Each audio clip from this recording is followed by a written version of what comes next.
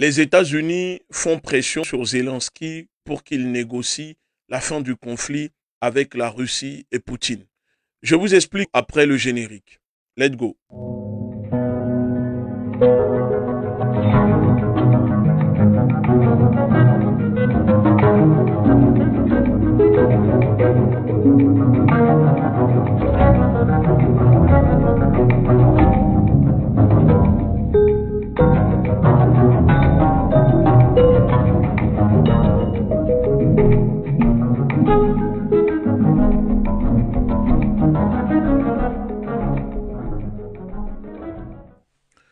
Salutations révolutionnaires, bienvenue dans Rendez-vous géopolitique. Ça ne sent pas bon pour l'Ukraine et Zelensky.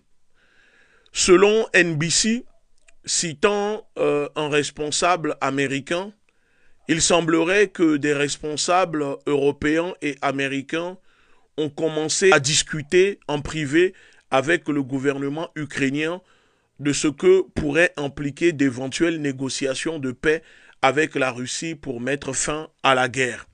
Qu'est-ce que cela signifie? Cela signifie tout simplement que les États-Unis n'ont plus le choix et n'ont plus les moyens de soutenir cette guerre qu'ils ont déclenchée en utilisant l'Ukraine comme proxy pour attaquer la Russie et en espérant peut-être terrasser la Russie, mais tout le monde a vu que c'est l'inverse qui se produit. La Russie a gagné cette guerre depuis le début de ce conflit. Après une semaine de bataille, la Russie avait déjà plié le conflit en Ukraine. L'objectif de la Russie en Ukraine avait déjà été atteint. Parce que pour la Russie, il y a plusieurs objectifs à remplir. Et nous le savons tous que les Russes sont en train de remplir les objectifs fixés par Moscou dans ce conflit qui oppose la Russie à l'OTAN, les États-Unis, l'Europe et l'Ukraine. Je pense que à l'heure actuelle, le chouchou, non, je dirais plutôt l'ex-chouchou préféré des Occidentaux et des médias, le narco-fureur Zelensky, le président comédien, doit réaliser seul dans sa chambre que les États-Unis ne tiennent jamais leurs promesses, que les États-Unis sont un pays qui ne respectent pas leurs paroles. Oui, les États-Unis ne respectent pas leurs paroles. Si je suis en train de vous dire cela, c'est parce que les choses évoluent rapidement concernant le conflit en Ukraine. De un, le conflit qui vient de s'ouvrir entre Israël et Hamas n'arrange pas les choses pour Zelensky. Les caméras du monde entier, les médias, les journalistes du monde entier ont les yeux braqués sur Israël et la Palestine. Du coup, on ne parle plus de l'Ukraine. Plus personne ne considère ou ne calcule Zelensky. Zelensky, subitement, commence à disparaître des médias occidentaux. D'ailleurs, ce dernier n'hésite pas à le rappeler, ce dernier n'hésite pas à se plaindre de ça. Il dit même que, selon lui, le conflit qui vient de démarrer entre Israël et la Palestine met en danger son pays parce que les médias ne parlent plus de ce qui se passe en Ukraine et donc cela pourrait permettre à la Russie de gagner ce conflit. Selon vous, pourquoi subitement les États-Unis et l'Europe commencent à mettre la pression sur Zelensky pour qu'il négocie avec la Russie? Si, comme les médias propagandistes nous le disaient depuis des mois, que la fameuse contre-offensive tant vantée par Zelensky, les États-Unis, l'OTAN et l'Europe fonctionnait. Si réellement l'Ukraine était en train de gagner la contre-offensive, pourquoi les États-Unis vont demander de négocier avec la Russie? Parce que souvenez-vous, on nous avait annoncé partout sur les médias que l'Ukraine allait recevoir les tanks, les chars Abrams, Léopard et Leclerc et que cela allait donner l'avantage à l'Ukraine de gagner la guerre face à la Russie. Et nous, on vous avait déjà expliqué à l'époque que donner des chars à l'Ukraine pour attaquer la Russie sans un appui aérien n'allait pas changer le cours de la guerre en Ukraine. Vous avez vu vous-même. Ensuite, ils sont venus dire que maintenant, l'Ukraine allait recevoir une aide des États-Unis, des missiles Atakams et aussi des missiles Storm Shadow et aussi Scalp de la France, et que cela allait permettre à l'Ukraine de gagner la guerre. Cela n'a rien changé. On nous annonce après maintenant que l'Ukraine allait recevoir des avions F-16 et que avec les avions F-16, l'Ukraine allait gagner la guerre. On a vu, cela n'a rien changé. Et là maintenant, on nous annonce que il faut que l'Ukraine négocie la paix avec la Russie. Pourquoi? Pourquoi subitement on commence à nous dire cela? Pourquoi on commence à préparer l'opinion des populations occidentales? Pourquoi on commence à faire croire et on commence à faire comprendre que Zelensky n'a pas le choix que de négocier? Tout simplement parce que, vous savez, la guerre est pliée depuis le début. Parce que au bout d'une semaine, au début de ce conflit, la Russie avait déjà gagné cette guerre. D'ailleurs, Zelensky lui-même n'a pas hésité à l'avouer qu'il était prêt à négocier avec la Russie et que c'était l'Angleterre, le Premier ministre, l'ancien Premier ministre Boris Johnson, qui a mis la pression, qui a dit non à Zelensky pour que Zelensky ne négocie pas avec la Russie.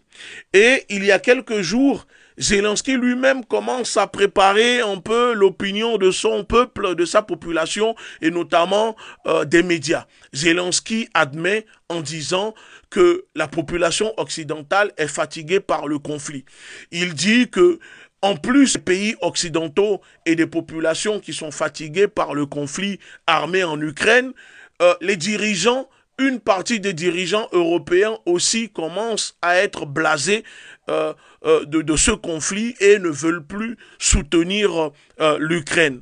Oui, effectivement, ce qu'il dit, c'est une vérité. Il y a des pays, il y a des dirigeants qui ne veulent plus soutenir l'Ukraine, notamment l'ancien allié qui est la Pologne, qui était farouche, qui était, comment dire, hostile vis-à-vis de la Russie, qui était prêt limite même à envahir une partie de l'Ukraine pour attaquer la Russie, a coupé son aide à l'Ukraine. Il n'a pas hésité à hériter Zelensky, et Zelensky avait fait des déclarations pas très amicales vis-à-vis de la Pologne, et même la Pologne avait rappelé l'ambassadeur ukrainien et rappelé son ambassadeur en Ukraine. Alors quand on prend ces facteurs, et aussi le fait que les pays occidentaux se rendent compte qu'une partie de l'argent alloué à l'Ukraine est volé, détourné, et que l'aide qu'on donne à l'Ukraine en réalité part dans les poches des dirigeants et des oligarques du pays, en plus des armes qui sont revendues à des groupes armés, à des groupes terroristes et notamment aussi aux groupes comme le Hamas, parce que vous avez vu que l'attaque du Hamas contre Israël qui a fait plus de 1400 morts et qui a déclenché la fureur de l'Israël contre la bande de Gaza, la Palestine, une partie de ces armes-là proviennent directement de l'Ukraine. Et même des vidéos sont apparues sur les réseaux sociaux du Hamas et voire même du Hezbollah qui remercient le président Zelensky, l'Ukraine, pour l'aide apportée avec ces armes. Donc quand on prend ces facteurs, le fait que l'Ukraine n'arrive plus à gagner, la contre-offensive, échec, l'opinion qui commence à être lassée de ce conflit. Et aussi, récemment, il y a quelques jours, Joe Biden avait sollicité une aide au Congrès pour l'Israël et aussi pour l'Ukraine. Le Congrès a retenu l'aide pour l'Israël, des milliards de dollars, mais le Congrès a décidé de ne pas voter une aide pour soutenir l'Ukraine. Joe Biden avait même dit que si le Congrès ne suivait pas sa demande d'aide pour l'Ukraine, il allait mettre son droit de veto de l'aide apportée à Tel Aviv. Malheureusement, cela n'a pas fonctionné. Les députés, le Congrès américain n'a pas suivi sa demande. Donc quand on prend ces facteurs, le fait que le Congrès américain ne veut plus apporter une aide militaire, financière à Zelensky et à l'Ukraine, le fait que les médias du monde entier, les Occidentaux, ont les yeux tournés vers le conflit entre l'Israël et le Hamas, le fait que Zelensky se retrouve isolé. Et surtout, les États-Unis n'ont pas le choix. Vous savez, en ce moment, le Moyen-Orient est au bord d'un chaos total. Vous avez vu la posture militaire adoptée par les États-Unis qui envoient en armada de bateaux de guerre, de sous-marins, d'avions qui sont en train de livrer des munitions à fragmentation à Israël pour attaquer les souterrains du Hamas dans la bande de Gaza, alors que ces armes-là, nous savons tous que ce sont des armes qui sont interdites par la Convention internationale. Les États-Unis ont livré aussi ces armes-là à l'Ukraine et on nous avait dit que les armes à fragmentation, à sous-munitions livrées par les États-Unis à l'Ukraine allaient permettre à l'Ukraine de gagner le conflit. En réalité, nous savons tous que l'Ukraine, même si ce n'est pas l'Ukraine elle-même, mais l'OTAN, les États-Unis qui font la guerre à la Russie, cette guerre est perdue. Donc pour sauver la face, les États-Unis ont besoin d'un échappatoire pour essayer de quitter le terrain de l'Ukraine. Et cela, c'est au Moyen-Orient, ce qui se passe en ce moment entre Israël et le Hamas. Puisque les États-Unis, l'OTAN, ont perdu la guerre en Ukraine, ça ne sert à rien de continuer à donner une aide militaire des milliards et des milliards. Parce que depuis le début, on vous l'avait dit, on l'avait déjà annoncé, que l'Ukraine, c'est comme une personne qui est dans le coma et on le maintient sous assistance respiratoire. L'Ukraine est maintenue sous assistance respiratoire. Voilà, parce que l'Ukraine est morte cliniquement. C'est juste que les États-Unis, l'OTAN, l'Union européenne maintiennent l'Ukraine sous assistance respiratoire. Mais on le voit maintenant que ce que nous avons dit depuis le début, malgré le fait qu'il y a des personnes qui disaient que le fait de dire la vérité, d'apporter une autre vision de ce conflit géopolitique entre l'OTAN, l'Ukraine, les États-Unis et la Russie, faisait de nous, selon nos opposants, selon les médias mainstream, selon ces personnes financées par la propagande otanienne, que nous sommes des agents d'influence russe, parce que on ne va pas dans leur sens, nous ne disons pas la même chose. Mais aujourd'hui, si on analyse un peu tout cela, est-ce qu'on a eu raison ou pas? La contre-offensive tant vantée par l'OTAN, les États-Unis et l'Union européenne, qu'est-ce que ça a donné? Ça n'a rien donné. Livrer des chars à l'Ukraine sans un appui aérien, ça ne change rien, ça n'allait rien faire. D'autant plus qu'on a vu que ces chars ne sont pas adaptés au conflit qui se déroule en Ukraine parce que ce sont des chars qui sont trop lourds, ce sont des chars qui s'embourbent et à chaque fois, quand il y a des pannes pour changer les pièces, il faut reprendre ces chars, les ramener en Europe, c'est-à-dire en Pologne pour les réparer avant de les renvoyer au front. Ce qui causait énormément de temps perdu pour l'Ukraine pour gagner un conflit. Vous voyez, avec autant d'intensité, l'Ukraine ne pouvait pas gagner ce conflit. Donc, quand on prend ces facteurs, l'Ukraine, l'OTAN, les États-Unis ont échoué, ont perdu la guerre face à la première puissance militaire au monde. Oui, parce que la Russie vient d'être classée première puissance militaire au monde devant les États-Unis. Vous pouvez aller le vérifier. Donc, avec ça, les États-Unis ne peuvent pas se permettre de gérer plusieurs fronts à la fois.